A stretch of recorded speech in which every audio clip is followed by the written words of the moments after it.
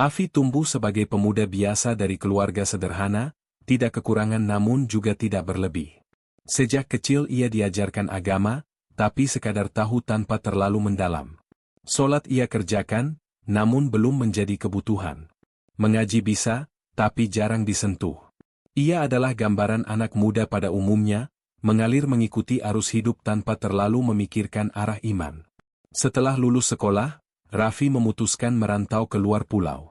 Ia ingin mencari rezeki, ingin membantu orang tuanya, dan berharap bisa memperbaiki hidup. Perjalanannya membawanya ke sebuah kota kecil yang ramai oleh pendatang. Di sanalah ia mendapatkan pekerjaan di sebuah toko besar yang menjual berbagai keperluan rumah tangga. Toko itu punya banyak karyawan dengan latar belakang berbeda-beda. Ada yang baik dan rajin bekerja, ada yang keras kepala, ada pula yang terjerumus dalam pergaulan bebas, pemabuk, pemain wanita, bahkan ada sekelompok anak muda yang percaya dan mempraktikkan hal-hal gaib. Yang mengejutkan, meski lingkungan di sekelilingnya penuh godaan, Allah selalu menjaga langkah Raffi. Ia bisa saja ikut minum bersama teman-temannya, tapi hatinya selalu menolak. Ia bisa saja terjerat gaya hidup bebas, tapi selalu ada kejadian yang membuatnya menjauh.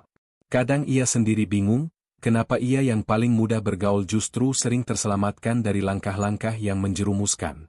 Lambat laun Raffi mulai terbiasa dengan kehidupan perantauan. Ia punya banyak teman, dari yang baik sampai yang terlalu bebas. Ia terkadang nongkrong dengan mereka, tertawa bersama, bercerita tentang kehidupan, namun tetap tidak ikut dalam hal-hal yang menyalahi nurani. Sesekali ia diajak mencoba sesuatu yang tidak pantas, namun entah kenapa, ada suara kecil dalam dirinya yang selalu mendorongnya mundur selangkah. Raffi tidak merasa dirinya istimewa. Ia hanya mengikuti alur hidup.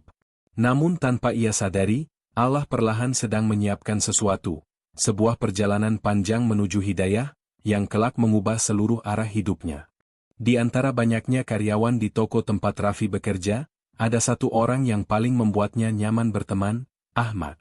Pemuda itu berbeda dari yang lain, sopan, tutur katanya lembut, dan selalu menjaga ibadahnya. Setiap adzan berkumandang, ia segera mengambil wudhu tanpa menunda. Kadang ketika Raffi lewat ke belakang gudang, ia mendapati Ahmad sedang membaca Al-Quran di sela istirahat. Meski begitu, Ahmad tidak pernah menggurui. Ia tidak pernah memaksa Raffi ikut sholat atau ikut kajian. Mungkin karena itulah Raffi justru betah berteman dengannya. Mereka bisa bercanda, ngobrol santai, bahkan makan bersama tanpa ada rasa canggung. Persahabatan mereka berjalan wajar, saling menghormati pilihan masing-masing. Namun kehidupan Raffi di luar pekerjaan tetap penuh pergaulan. Ia punya teman wanita, dan hampir setiap malam minggu mereka keluar bersama. Pacaran baginya adalah hal biasa, wajar, bahkan menjadi hiburan di tengah lelahnya merantau. Hari-harinya terasa normal sampai suatu saat ia menyadari ada kejanggalan pada perasaannya. Ia mulai merasa cinta yang tumbuh pada gadis itu bukanlah cinta biasa. Ada obsesi aneh, kecanduan untuk selalu melihat dan mendengar suaranya, padahal hubungan mereka tidak sedalam itu. Ia sering gelisah jika tidak bertemu, pikirannya terkunci pada satu nama, dan hatinya seolah tidak bisa diajak kompromi. Raffi yang pernah belajar sedikit tentang dunia gaib segera peka. Ia mulai curiga ada sesuatu yang membuat dirinya terikat secara tidak wajar. Karena tidak tenang, ia pun mencoba menerawang, dan hasilnya membuat dadanya merinding. Ada satu garis tipis energi yang menempel pada dirinya. Sesuatu yang ia kenal dari pelajaran masa lalunya, pengasihan. Tidak percaya pada nalurinya sendiri, ia menghubungi teman lamanya, seseorang yang dulu bersamanya mempelajari hal-hal yang seharusnya tidak disentuh. Temannya memastikan hal itu. Kamu kena pengasihan, Vi. Pantesan gak bisa mikir jernih. Jawaban itu membuat dunia Raffi serasa berputar. Ia merasa dipenjara oleh perasaan yang bukan miliknya. Ia berusaha melepaskan diri, mencoba berbagai cara, namun semuanya seperti tak berarti. Setiap kali ia ingin menjauh, ada tarikan halus yang membuatnya kembali larut dalam rasa yang tidak sehat. Hari-harinya menjadi kacau. Ia ingin bebas, namun hatinya terbelenggu. Ia ingin berpisah, namun pikirannya selalu kembali. Dalam situasi itu, hanya satu hal yang belum ia sadari, Allah sedang menuntunnya menuju jalan yang berbeda, melalui cara yang tidak pernah ia bayangkan. Sejak mengetahui dirinya terkena pengasihan, hidup Raffi berubah kacau. Ia bukan lagi dirinya yang dulu. Tidurnya tidak nyenyak, pikirannya kacau, dan hatinya selalu gelisah. Ia ingin menjauh dari gadis itu, tapi setiap kali mencoba, rasa rindu yang tidak masuk akal selalu menyeretnya kembali. Bukan rindu yang wajar, lebih mirip ketergantungan. Di tempat kerja, ia mulai sering salah mengambil barang, salah menghitung uang, bahkan ditegur bos beberapa kali. Teman-temannya mengira ia sedang jatuh cinta hebat, padahal ia sendiri tidak mengerti apa yang terjadi di dalam dirinya.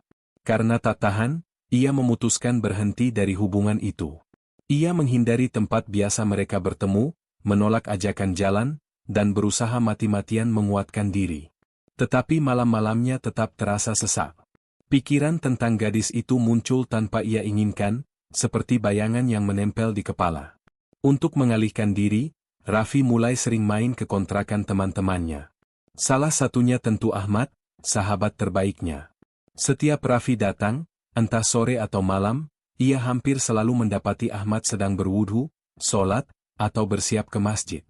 Pemandangan itu lama-lama membuat Raffi merasa malu pada dirinya sendiri. Namun Ahmad tidak pernah bertanya, tidak pernah menyelidik, hanya menyambut dengan ramah seolah semuanya baik-baik saja. Dari situlah Raffi merasa aman berada di dekatnya. Malam minggu yang biasanya ia isi dengan pacaran, kini berganti menjadi malam kosong yang membosankan. Zaman dulu belum ada hiburan seperti sekarang, tanpa media sosial, tanpa ponsel pintar. Kota menjadi terasa sempit.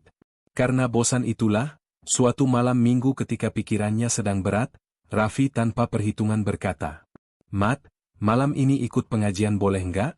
Biar ada kegiatan lah, daripada bengong." Ahmad tersenyum tipis. "Boleh, Vi. Ayo. Siapa tahu dapat ketenangan." Kata, ketenangan, itu menusuk hati Raffi. Sudah lama ia tidak merasakannya. Menjelang berangkat, Raffi memasukkan sarung, peci, dan baju muslim ke dalam tas lusuhnya. Ia masih malu memakai itu di jalan, takut dilihat orang. Ia bukan tipe yang dekat dengan masjid, bukan pula orang yang biasa mengikuti pengajian. Jadi ia berjalan dengan pakaian biasa, sementara pakaian ibadahnya tersembunyi rapi di dalam tas. Ia melangkah menuju kontrakan Ahmad dengan hati yang berat, gelisah, namun penuh rasa penasaran. Tanpa ia tahu, langkah kecil itu akan menjadi titik awal perubahan besar dalam hidupnya. Malam itu, Raffi dan Ahmad berjalan menuju masjid tempat pengajian rutin berlangsung. Udara terasa lebih sejuk dari biasanya, jalanan lengang, hanya terdengar suara jangkrik dan sesekali motor lewat. Selama perjalanan, Ahmad tidak banyak bicara, seolah memberi ruang bagi Raffi untuk menata hatinya sendiri.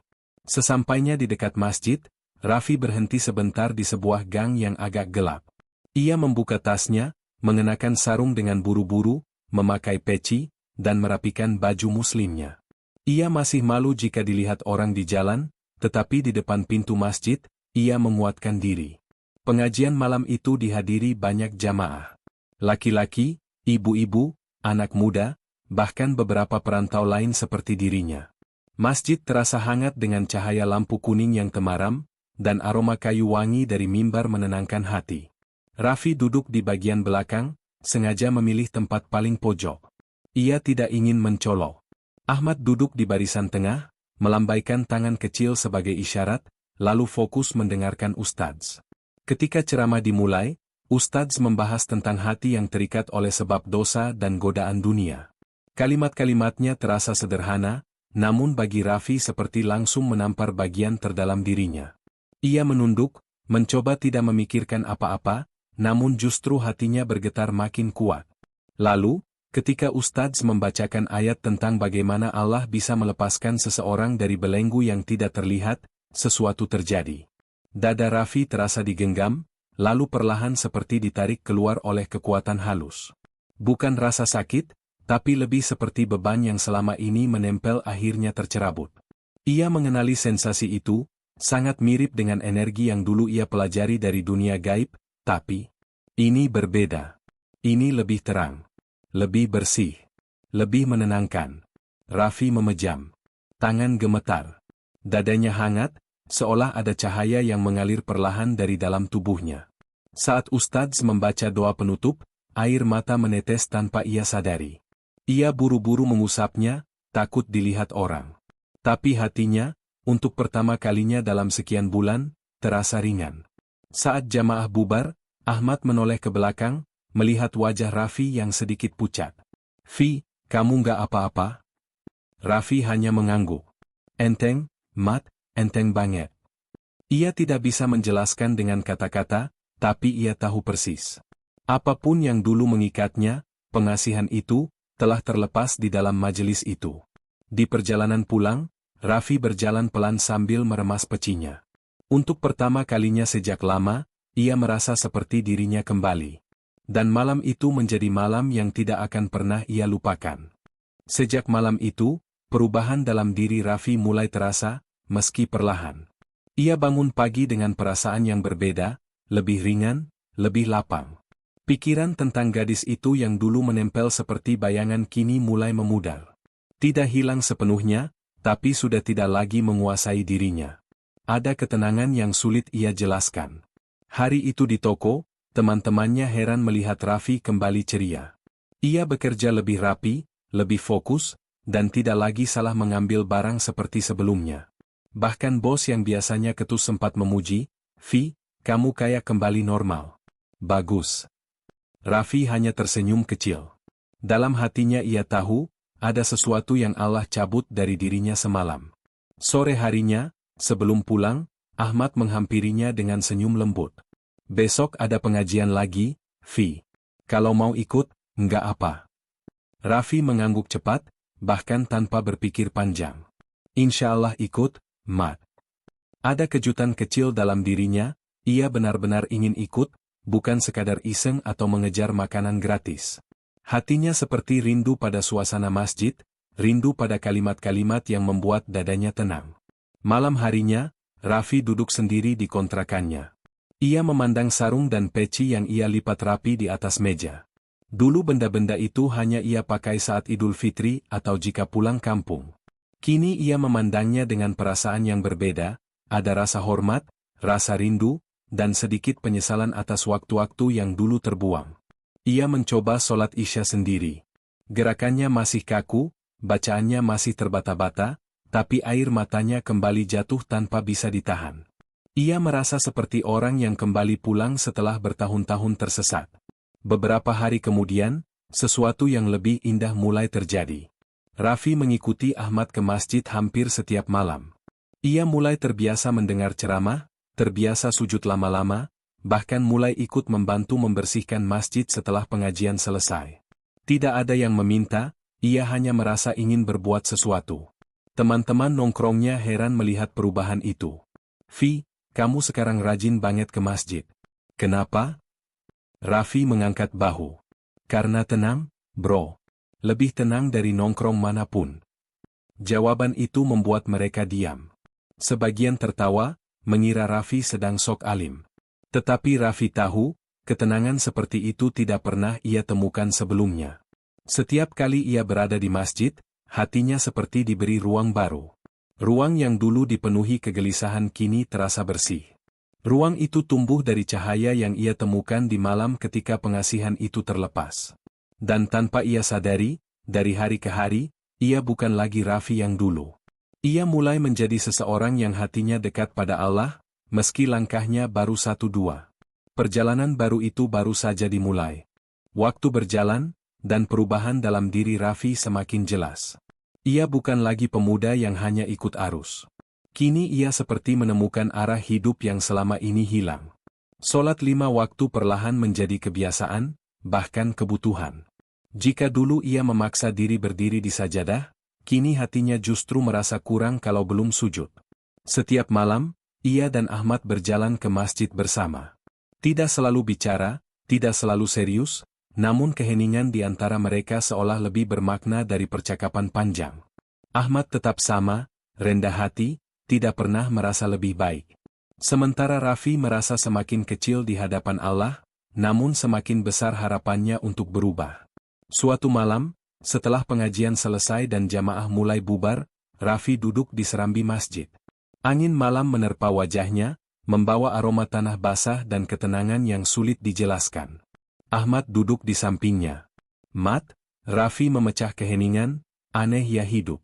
Gue dulu paling jauh dari masjid. Sekarang malah nggak mau pulang kalau belum ke sini." Ahmad tersenyum. "Hidayah itu bukan dicari, Fi.